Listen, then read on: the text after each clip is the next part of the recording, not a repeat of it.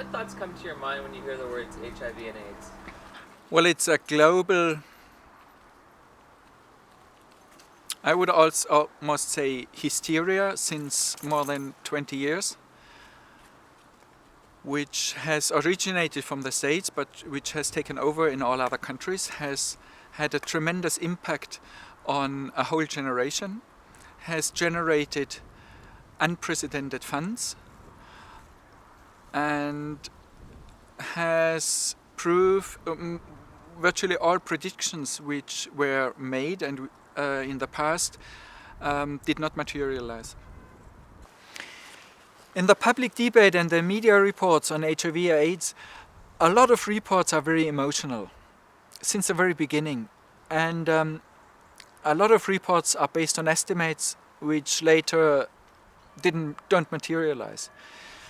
And one very sad and cynical aspect in this debate is the debate about orphans. It's sad because orphans already they have a hard life. And it is my feeling that they are misused in this debate. And I would just like to draw your attention to a document from a WHO, which is called The Care and Support of Children of HIV-Infected Parents. And it is what WHO calls a restricted document.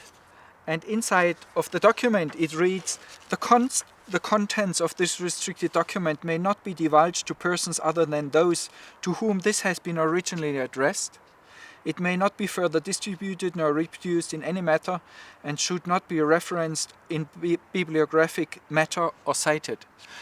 Now, I find it very difficult to understand why would WHO spend public money to do research in health issues and then restrict the result of their research. I would expect WHO to share whatever their findings are, whether it is contradictory or not, in order to help people on the ground to improve the health. And I think that's the perception of most people in the world, and that's what they expect from WHO. Now, if you look in the document, it is again very interesting to see what WHO writes about Uganda. And you come across a very interesting paragraph which reads, "There is confusion as to what is meant by the term orphan. In the Uganda enumeration study, an orphan is a child who has lost one or two parents. In brackets, the standard Uganda definition of an orphan." Now it's interesting to note that there are national definitions of what is an orphan. Projection studies carried out by WHO and studies done elsewhere have used different criteria, such as both parents only or both parents and or mother. The United Nations Children's Fund, UNICEF, defines an orphan as a child whose mother has died, and WHO defines an orphan as a child who has lost both parents or only the mother. And WHO continues to write, "One of the confusing aspects is the extent to which the absence of one parent is the norm even in a given society." And I would like to remind you that Uganda had a decade of civil war. And of course, one of the results of a civil war is that people are killed. And the necessary result is that you have orphans.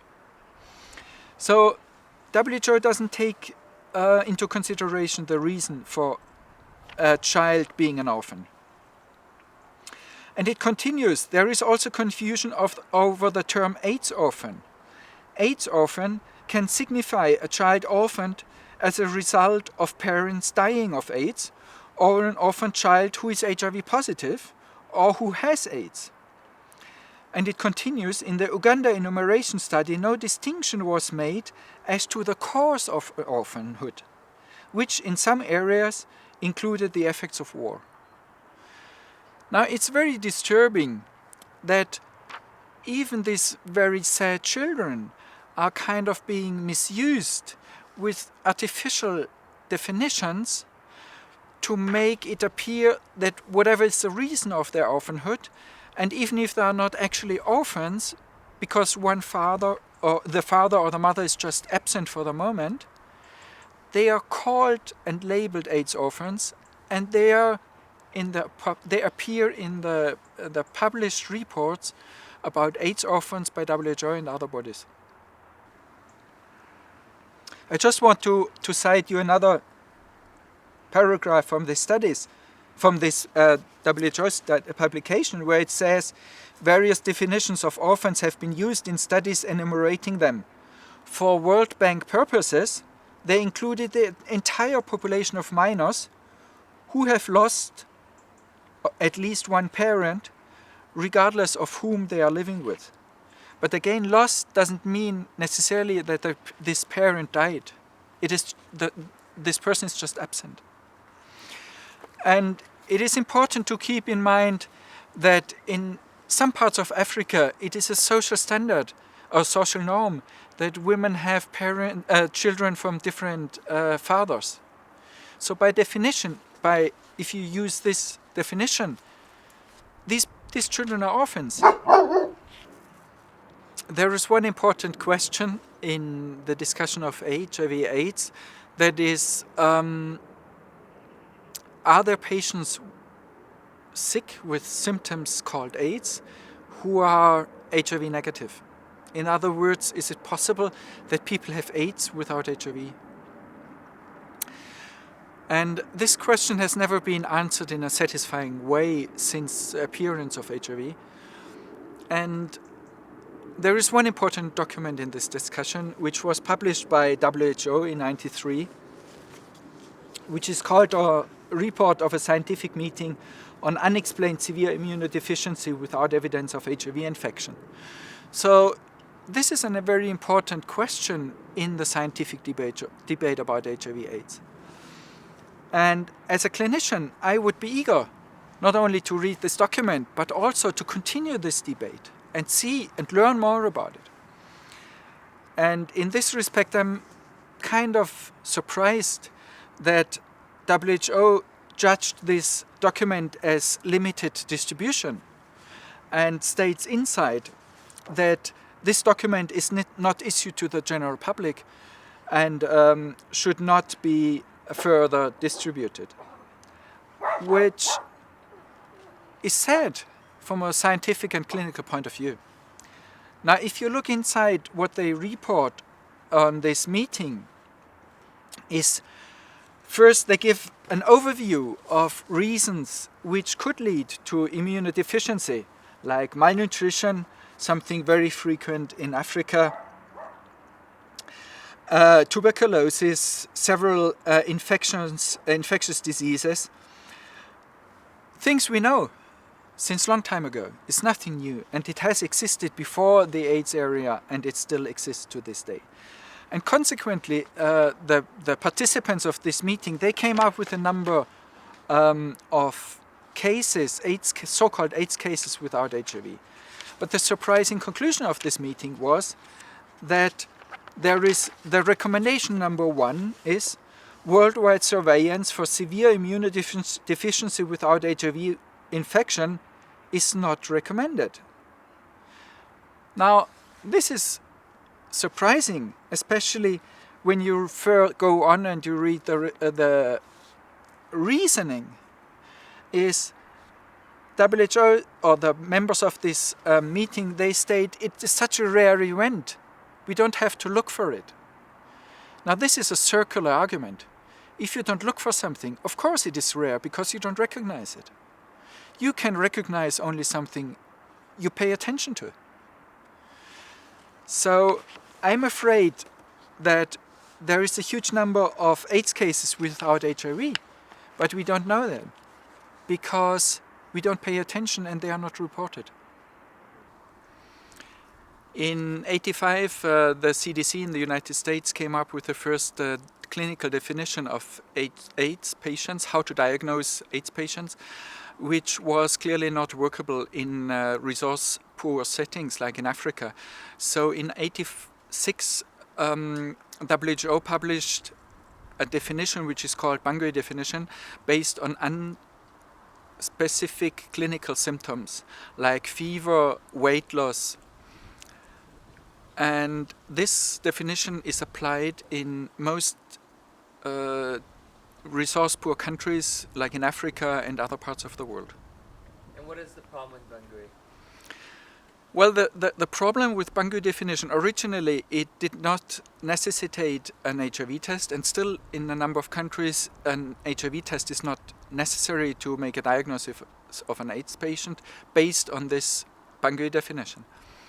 But the biggest problem is that the definition is based on unspecific clinical symptoms when we know that there are no typical symptoms for AIDS. And even Luc Montagnier, Professor Montagnier, the discoverer of HIV, stated clearly there are no typical symptoms of AIDS. Now, how can you as a clinician diagnose a patient as being suffering from AIDS based on clinical symptoms when we know there are no typical clinical symptoms? When you go to poor countries, poverty translates into people being sick, frequently sick, and dying a premature death. So when you go to a poor country, you're confronted with many sick people, and mainly being sick from poverty-related diseases, like infectious diarrhea, like respiratory infections, or like tuberculosis. You have to keep in mind that in Uganda, about 50% of the population have no access to clean drinking water, which is the very basis of survival. So, of course, you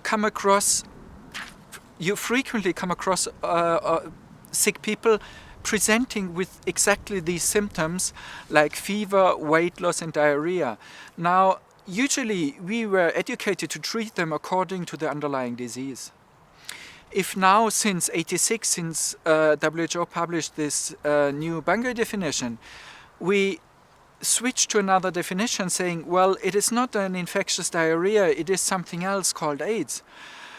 There is a tendency and the risk, and that's actually what is happening on the ground, that we also switch the therapy. And instead of treating the underlying disease, we follow the label. Actually, we just give a new label to the patient. We don't have more sick people in Uganda. We don't see an increase in mortality. On the contrary. But we just give a new name to the disease, and accordingly we will give another treatment. Clinicians very, very fast realized the problems with working with this so-called Bangui definition, because a number of diseases have these unspecific symptoms, like diarrhea, infectious diarrhea, like respiratory infections or tuberculosis, which all of them are widespread in Africa. So in another African country, in Ivory Coast, doctors sat together and tried to improve the Bangui definition because they thought the Bangui definition had a poor outcome in clinical routine. And they came up with something called the Abidjan definition, which is kind of an amended Bangui definition. And a similar thing happened in Latin America when clinicians over there realized they had problems and with working with the Bangui definition because of the poor outcome. So they came up with another definition based on clinical symptoms called the Caracas definition. All of them tried to find a way to diagnose what we know as AIDS based on unspecific clinical symptoms, while all what we know about AIDS is there are no typical clinical symptoms. So the Bangui definition, which is based on very unspecific clinical symptoms like fever, weight loss, or diarrhea or cough, these are symptoms which are widespread in poor countries where people suffer from diseases, well-known diseases, with exactly these symptoms. Now, if these symptoms are widespread, it is virtually impossible to diagnose AIDS as different to other well-known and widespread diseases like infectious diarrhea or respiratory infections or tuberculosis. And just to give you an example, one of the problems people had is that weight loss in the Bangui definition is defined as 10% weight loss. Now, most people in resource-poor settings don't know their normal body weight because they can't weight, they don't take their weight. Now, if they don't know their normal body weight, of course they can't diagnose 10% weight loss. So even the very unspecific Bangui definition was not feasible, workable in these resource-poor settings. Well, in clinical terms, it just doesn't make sense. It is not helpful in any way. We are confronted frequently with sick people. That's our job, to treat them. In order to treat them in the best way, what we essentially need is to make the best diagnosis we can come up with, to treat them accordingly. And a diagnosis which is just giving another label to well-known treatable diseases doesn't help on treating these patients. Well, in Africa on the ground, and I experienced that personally, is frequently, especially you come to a situation when you don't really know the diagnosis of a given patient. That's normal, especially if you have very limited laboratory resources or diagnostic resources. So in the era before AIDS, we had to admit we don't know the diagnosis and we could hypothesize. But nowadays, what doctors do is, well, if we don't know what it is, it must be AIDS. And so a number of people become AIDS patients just because there is no alternative diagnosis which is obvious. And this diagnosis is very readily accepted by the patients because everyone knows that AIDS is around, but it is not helpful. And on top of that, what is very serious is there is a general perception if someone is diagnosed with AIDS, he's kind of lost, he's going to die anyway. So what is happening on the ground is if you have limited therapeutic resources, like limited number of antibiotics, and you have a patient which is diagnosed in AIDS, you would not give this patient the limited drugs you have, with the reasoning, why would I kind of waste these few drugs I have on a patient who's going to die anyway, instead of keeping these drugs for someone to treat someone who is not diagnosed AIDS, but just having an infectious diarrhea, for example. And so this is a very, very sad aspect of this general hysteria about HIV and AIDS, that it leads to people being neglected even if one could help them. And what are the medical resources like in a country like Uganda? If somebody gets sick.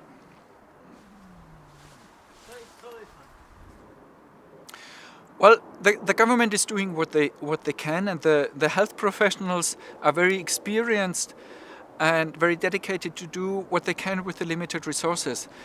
But what we consider a basic laboratory investigation, like a blood count, is hardly ever feasible. Before you do a C-section, you don't do a blood count. So you really have to shift your whole thinking of what is a basic intervention and basic laboratory intervention. When you go to resource-poor settings, they just don't have the money for it. And definitely, to spend the little money they have for an HIV test might not be the health priority in most settings, because there are more urgent things to diagnose or to treat. Well, the Bangui definition is something WHO decided and recommended for resource-poor settings. But on top of that, when countries adopted this Bangui definition, they adapted it according to what they call their national needs. So if you go to different countries, what you come across is so-called nationally adopted versions of the Bangui definition. Just to give you an example, Uganda included in its definition for AIDS tuberculosis. So tuberculosis is an AIDS-defining disease in Uganda. But if you go across the border, Tanzania didn't follow that example, but instead they made it more restrictive. They required an additional sign of this out of this selection of unspecific symptoms. So there, even in a small regional context, you have different definitions of this very broad and unspecific definition of Bangui. And as a clinician, you really have to question whether this is of any benefit. Again, knowing that there are widespread, easily preventable and easily treatable diseases which can't be prevented and can't be treated because of financial restraints. Well, it's kind of difficult to understand where is this national need on this side or the other side of a border to change or adapt a clinical definition. You take malaria, there is no different malaria definition this side or the other side of the border. It's a given disease, we know the symptoms, and the treatments may vary, but the disease itself is recognized as the same everywhere in the world. So just to give you an example of the clinical use of this so-called Bangui definition, I went to the Ministry of Health in Uganda, in Kampala, and got the reporting form which doctors fill out when they declare an AIDS case to the Ministry of Health. And there it is clearly stated these major signs like weight loss, diarrhea, fever, or herpes or cough or very unspecific clinical symptoms. So based on these symptoms, AIDS is diagnosed in most places of Africa. And it's important to note that in Uganda, even on the reporting form, there is no space for an HIV test. Now, in some other countries in Africa, an HIV test is done routinely or in most cases, but in Uganda it's still not required. So in Tanzania, on the other side of the border from Uganda, they are using a more strict version, nationally adapted version of the Bangui definition, and asking for 4 clinical symptoms instead of 3 of the original definition. Nevertheless, in one of the annual reports, the Ministry of Health in Tanzania reports that only 33% of reported AIDS cases actually fulfilled these AIDS-defining criteria. And they continue to write, although 1,320 cases would not strictly qualify to be called AIDS cases, we have taken them as cases, assuming that those who reported them just made an omission at the stage of compiling the forms. So in other words, you start at a very unspecific, with the diagnosis with very unspecific clinical symptoms. Based on these symptoms, you report cases. Now, the Ministry of Health counts as AIDS cases even patients who have not even fulfilled the criteria of these 4 very unspecific cases, and they count them as AIDS cases and further continue to report them to Geneva, and then further on estimates are added for underreporting. Now, most countries use so-called nationally adapted versions of the Bangui definition, and some make it more strict, some make it less strict. Like Uganda, they added tuberculosis as an AIDS-defining disease, whereas Tanzania made it more strict and added also an HIV test, which was not originally part of the Bangui definition. And South Africa went also in the way making it more strict.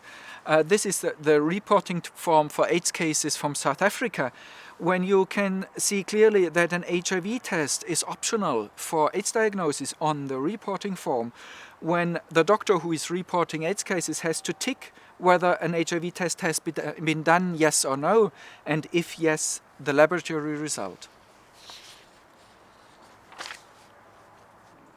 Now, if you take the example of Uganda, and Uganda is really very telling because some 10-50 years ago it was called the epicenter of the worldwide pandemic. And that's where everything kind of started. And we had a rate or estimate of about 15% of the total population being infected with HIV at that time. And of course, the underlying assumption was all these people will eventually die after an incubation period, get AIDS after an incubation period, then die. And now it's interesting if you go back to Uganda some 10, 15 years later, we face the very surprising finding that actually the population growth rate has increased. Uganda these days is one of the fastest growing countries in the world. And the reason for that is that mortality has not increased. It has been rather stable or slightly decreased, but fertility is still at a very high level. So instead of having a negative effect on population, we face a country which is rapidly growing. And this is just inconsistent with a deadly epidemic. In the end 80s, after the Bangui definition was published, it was meant to be applied in resource-poor settings. And of course, Latin America or parts of Latin America is among them. So clinicians there evaluated the Bangui definition and found it not really workable and very unsatisfying in clinical routine. Partly because their patients didn't know what their normal weight loss was, and so they couldn't evaluate whether they had 10% or more weight loss. And also, they did not see some of these clinical symptoms which WHO was referring to. So they came up with another, actually it was the third clinical definition of AIDS for resource-poor settings. And this definition was called Caracas definition. One of the very surprising findings of AIDS from a clinical point of view is that whenever you go to another country, you almost always find a new definition. And this is also true outside Africa. And when I went to Thailand and I went to the Ministry of Health in Bangkok, I again asked them for the reporting form of AIDS cases which is applied in Thailand. And I found it very, very surprising that one of the risk factors they state in their reporting form was having sex, period. So according to the Thai reporting and definition of AIDS, every person having sex, whatever kind of sex, is considered as having a risk factor for HIV and AIDS. Now, when we are faced with these reports of an epidemic of AIDS cases, we have to go into details and really see what does it mean. If we take the example of Uganda, there has not been an increase of dead people. There has not been an increase of mortality. What has happened on the ground is that patients who were sick, and some of them even died from well-known diseases, they got a new label, they got a new name, and they were called AIDS cases now, at least after the definition was introduced. And then you have other countries like South Africa, where you see an increase in mortality over the last years, which is reported by Statistics South Africa being due to an increase in tuberculosis. But again, you have the similar finding that tuberculosis frequently, or to a varying extent, is relabeled or called AIDS now. So when you come across these reports about an epidemic of AIDS cases, it does not necessarily translate in a new disease and more people dying from a new disease. Well, it's interesting if you go back to WHO and you talk to them about the Bangui definition, they will say, well, it was not meant in the beginning as being a clinical tool. So you can have very open and frank discussions about the limitations of applying this definition, this Bangui definition, in clinical routine. But then if you look at what is happening on the ground, this is exactly what is being done. And national ministries kind of took over this definition from WHO which was meant for surveillance purposes, and they create reporting forms for surveillance purposes. But in the end, of course, the clinician on the ground, they use them for clinical use. And they're not given kind of two definitions, one for surveillance, one for clinical routine. And that would be totally absurd. There is no other disease where you get two definitions, one for reporting and one for treatment. This is nonsense. What kills people in Africa? I think it is important to keep in mind, especially for us in the West, that poverty is not a romantic issue. It is a deadly issue. Poverty leads to diseases and premature death. Period. Full stop. So if you go to countries with what we call poor resources or poor countries, people are just suffering and dying prematurely. And you see all these kinds of diseases which were widespread in Europe, in North America, 2 or 3 generations ago. These are poverty-related diseases like tuberculosis, infectious diarrhea, and infectious respiratory diseases. This is widespread. We know them. We know how to prevent it. And malaria, it's in large parts of Africa. Malaria is another good example. Why don't we have a program to provide every citizen in Africa with a mosquito net? That would be easy, cheap, easy to achieve. It's hardly done. And I would like to cite a letter to the editor, to the newspaper, daily newspaper in Kampala, who one day said, why doesn't the West give us free mosquito nets instead of giving free AIDS treatment? And I think this reflects very much the need on the ground. And people on the ground, they know very well what they need. We just need to ask them and to listen to them. I think we need to understand that HIV/AIDS, especially in Africa, is kind of a white man's show. Or in other words, it's donor-driven. Those who have money, they define the priorities. If you talk to people on the ground, they need clean drinking water, the very basis of survival. And if they could make a choice, they would rather opt for clean drinking water than for condoms.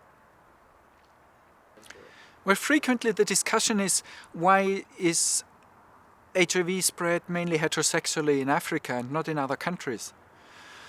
And you come across very racist, very serious and mean statements, even from very high people like WHO, who bluntly state, well, it is because Africans have a deep-rooted polygamous sexual life, which, beside being ignorant and being racist, it's not evidence-based. And for example, the Durex condom company, they are doing regularly international sex surveys, and they found the countries with the highest number of lifetime sexual partners are the United States and France.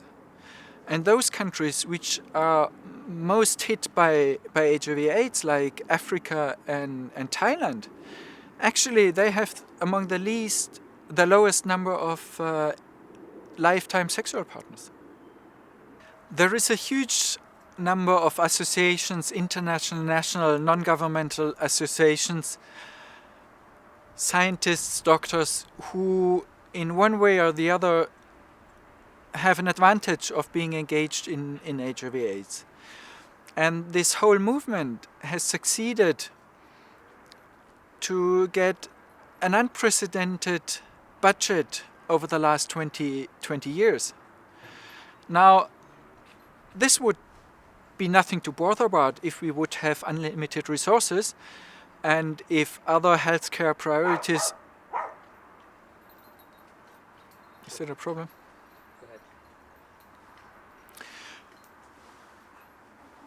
C'est bon! Now, this would not be a problem if This would not be a problem if we had unlimited funds and other healthcare priorities would still get the attention they need. Just citing another example like clean drinking water or maternal mortality or malaria. But that's not the case, unfortunately. We have limited funds, and especially in resource-poor settings, by definition, we have very limited funds. And what is happening on the ground is that the little funds we have, they are diverted to HIV/AIDS, and WHO even states that publicly and recommends even that. For example, at a conference in Addis Ababa with health ministers and finance ministers from African countries, WHO actually recommended to take resources from other budgets and to use it for HIV/AIDS.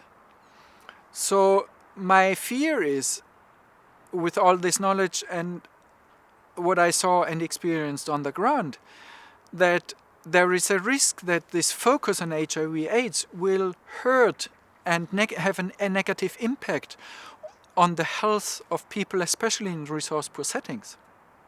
As a clinician, I have to rely on a number of information and resources because I can't verify every single biological test I'm using. But still I have to be informed, and I have to read kind of the information which is available in order to answer whatever question comes from my patient. And I'm getting a little bit worried when I read the product information of HIV tests, because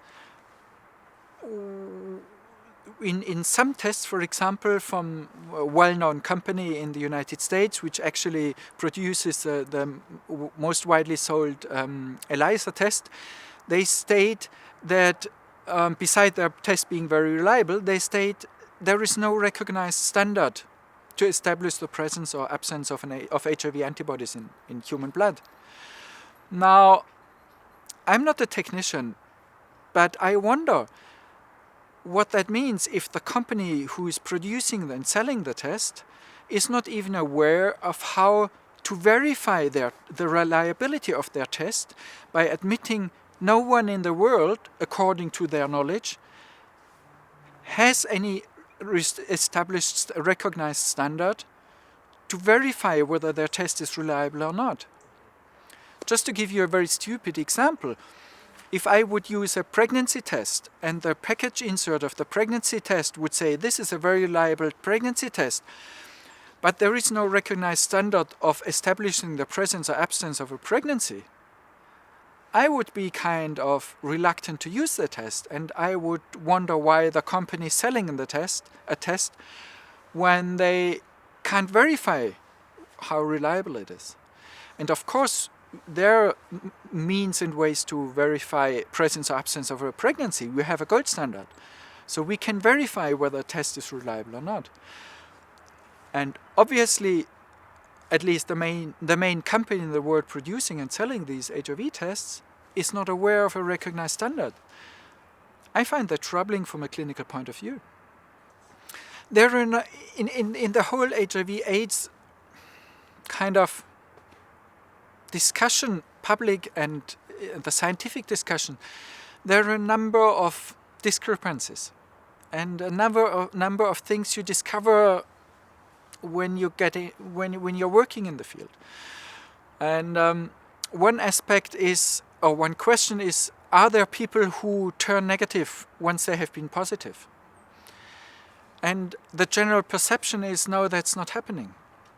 And that's definitely wrong. And it happens more frequently in Africa, but it also happens in developed countries like in Europe.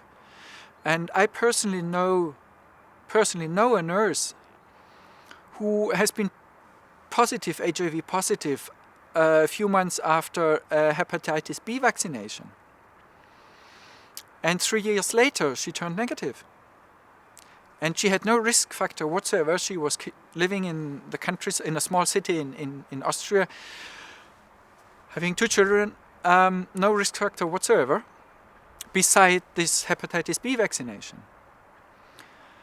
And she didn't get a clear answer, explanation why she turned negative after 3 years. And this is very disturbing.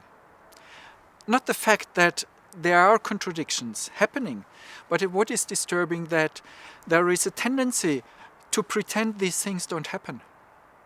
From a scientific point of view, you would expect the exact opposite behavior. If there is some event, something happen against your expectation, you would be very excited and study this event, because that's where you can learn more about what the subject you are studying. But this nurse, instead of being studied, she just was turned away and asked to never come again back to the central hospital in Austria. So I personally am very worried about these small incidences. I try to always verify whatever I do and whatever I say in my profession. I think we owe this to our patients, to verify whatever we do and whatever we say. Otherwise, we can't keep up the highest standard in medicine. So the other way, I went to a lab and asked for the package insert, the product information of the ELISA test which they used. And I got it back and I went through it, and I was very surprised to find a statement by the producer that in a study, 40% of those people who had influenza vaccination turned out with a positive ELISA test. Now, if you keep in mind that influenza vaccination is quite widespread in a number of countries in the world, this is a serious risk of false positive test results. Now, we are aware that all biological tests are not 100% accurate, but we should exert some transparency, and especially when there is such a high risk of false positive results in such a common event like influenza vaccination. I think we should be aware and make people aware that this can happen. I think we owe this transparency and honesty to our patients. So if a patient were to test positive for HIV, what would your recommendations be to them?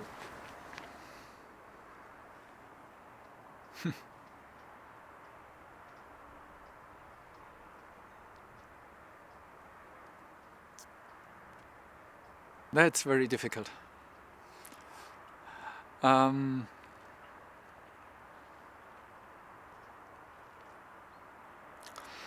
If a patient comes up with a HIV positive test, I would recommend him to read carefully the information which is available,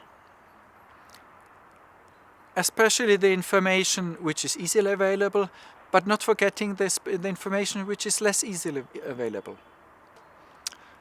like the package insert of the product information and the product information of the HIV tests. And we frequently talk about informed consent and what we in medicine. And what we mean about informed consent is that the patient has the right, and it is our duty as health professionals to make sure that the patient gets the full picture, the full information on whatever situation he is in, and so that the patient is in a position to take an informed decision. And I think this applies also to HIV tests. Some people are very fortunate they don't have these side effects. So